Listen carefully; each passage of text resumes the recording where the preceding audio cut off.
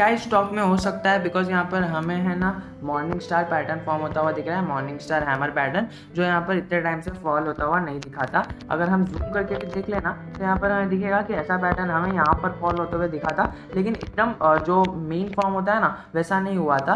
But still यहाँ पर जो पैटर्न फॉर्म हो रहा है वो एक ऐसा हो रहा है कि ओके बहुत बड़ा हो रहा है और अच्छी खासी वॉल्यूम के साथ हो रहा है। और ये वॉल्यूम के साथ कभी हो रहा है जब पहले कोई वॉल्यूम नहीं थी। पिछले के 2 ट्रेडिंग सेशन में देखोगे तो आप यहाँ पर वॉल्यूम आपको दिखेगी नहीं, उसके पहले देखोगे तो आपको यहाँ पर नेगेटिव वॉल्यूम दिखेगी, बियरिश कैंडल दिखेगी। बट अभी अगर हम देखें तो यहाँ पर हमें एक कैंडल फॉर्म होती हुई दिख रही है जो यहाँ पर मॉर्निंग स्टार हैमर है। तो अभी क्या होने वाला है, क्योंकि देखिए वॉल्यूम भी अच्छी खासी बढ़ रही है। देखिए मैं आपको सीधी सीधी चीज़ बताता हूँ कि ये एक ट्रेंड लाइन को फॉलो कर रहा है।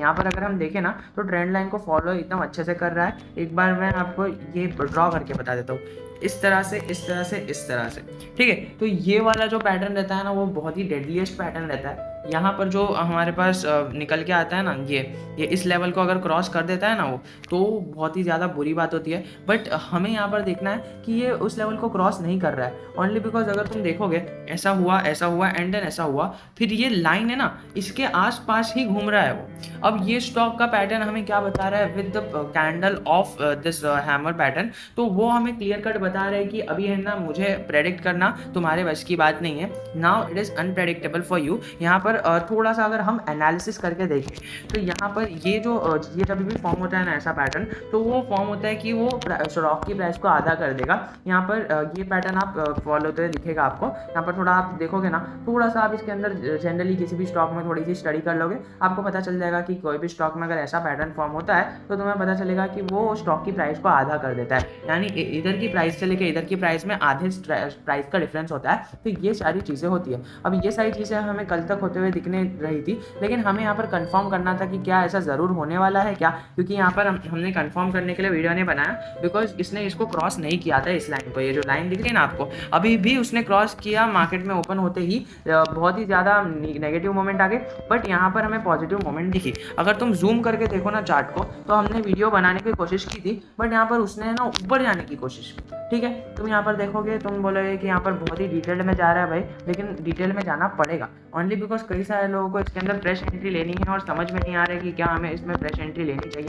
देखिए यहाँ पर एकदम जूम आउट भी कर दिया ना, तभी भी हमें यहाँ पर बहुत अच्छी कैंडल फॉर्म होती हुई दिख रही है। ऑब्वियसली वॉल्यूम ज़्यादा नहीं है इस मुकाबले, इधर वॉल्यूम ज़रा भी नहीं है, दिख भी नहीं रहा है स्टॉक में, बट यहाँ पर देखोगे बहुत ही अच्छी कैंडल फॉर्म होती हुई दिख रही है। बट अभी हमारा इसके अंदर हमारा रोल क्या होगा, ठीक है। तो सबसे पहले तो मैं आपको कहूँगा कि अगर आपको इसके अंदर यहाँ पर एंट्री लेनी है, एक दिन रुक जाओ, बस 1-2 दिन रुक जाओ, मंडे को ट्राई करना, बिकॉज यहाँ पर फुल एनालिसिस करके मैं संडे को एक वीडियो पोस्ट करूँगा जिसमें हमें पता चलेगा कि यहाँ पर आने वाले 2 ट्रेडिंग सेशन में क्या होगा। अगर वो लगातार नीचे जाएगा तो हमें पता है कि यहाँ पर नीचे ही जाने वाला ट्रेंड लाइन्स फॉलो होगी। बट यहाँ पर अगर वो ऊपर जाने की कोशिश करेगा, यहाँ पर जो फॉर्म होगा ना, तो तुम्हें दिखेगा कि बहुत अच्छी कैंडल फॉर्म हो रही है और आगे जाके ये ऊपर ही जाएगा। बिकॉज इस तरह का पैटर्न जब रहता है ना, इधर से अपवर्ड मूवमेंट देता है ना, तो इसको बोलते हैं डब्ल्यू पैटर्न। ओके, तो कई जगह पे इसका नाम अलग अलग है, एम पैटर्न, उल्टा एम पैटर्न भी कहते हैं, बट ऑफिशियली इसका नाम डब्ल्यू नहीं है। बट स्टिल हम यहाँ पर एनालिसिस के लिए हम यहाँ पर डब्ल्यू पैटर्न फॉर्म होते हुए दिख रहा है।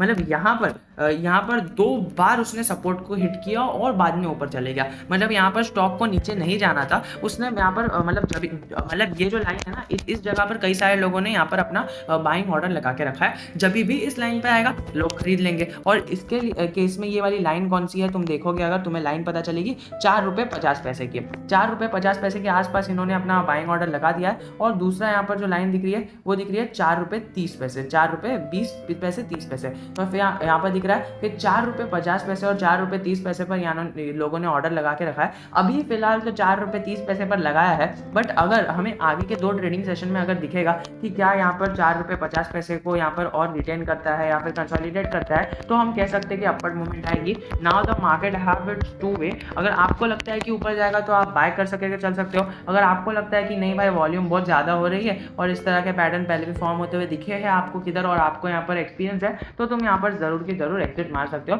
बट अकॉर्डिंग टू अस यहाँ पर इधर अभी मार्केट के ऊपर है कि मार्केट इस पैटर्न को और इस स्टॉक को किस तरह से एक्सेप्ट करता है। अगर ये अच्छी तरह से एक्सेप्ट करेगा तो यहाँ पर एक अच्छा मूवमेंट आपको ऊपर की तरफ आता हुआ दिख सकता है। बट यदि तुम देखो ना, ये एनर्जी सेक्टर से मतलब बिलोंग करता है and energy sector is bearish in the market. तुम देखोगे हर एक एनर्जी सेक्टर में यहाँ पर बेरिश मोमेंट ही फॉलो हो रही है और वो बेरिश तरह से गिर रहा है। यदि तुम यहाँ पर RSI देखो तो RSI का लेवल तुम देख के यहाँ पर हो जाओगे कि यहाँ पर RSI का लेवल 40 के आसपास है। यहाँ पर एकदम जूम कर लेंगे, हमें पता चल जाएगा RSI का लेवल क्या है, 40 के आसपास RSI का लेवल है और हमें यहाँ पर कंसोलिडेट करते हुए दिख रहा है। यहाँ पर पिछली बार भी ऐसा हुआ था कि ओके यहाँ पर एक अपवर्ड मूवमेंट है, इधर नीचे आ गया, अभी यहाँ पर फिर से करेक्ट हो रहा है, अब क्या फिर से नीचे आएगा या फिर इधर ऊपर चले जाएगा। अब ये दो सवाल मार्केट में हमेशा से रहते हैं, क्या ऊपर जाएगा या फिर क्या नीचे आ जाएगा। बट ये सवाल का जवाब जिसको पता चल गया वो तो यहाँ पर अच्छा गुरु बन गया स्टॉक मार्केट का। और ऐसे कई सारे लोग रहते हैं जिसे ये सारी चीज़ें एक्सपीरियंस से आती है and if you will be in the stock market you will get experience of your own. और हर एक बंदे का एक्सपीरियंस अलग अलग होता है, उसके हिसाब से वो एनालिसिस होती है उसकी एंड देन स्टॉक का कोई भी रिजल्ट निकलता है। तो जाते जाते यही कहना चाहूँगा, 2 दिन रुक जाओ, अगर फ्रेश एंट्री लेनी है मंडे को लेना, और अगर तुमको यहाँ पर एग्जिट लेना है तो फिर यहाँ पर संडे को मेरा यहाँ पर जो एनालिसिस है वो देख के तुम एग्जिट ले सकते हो।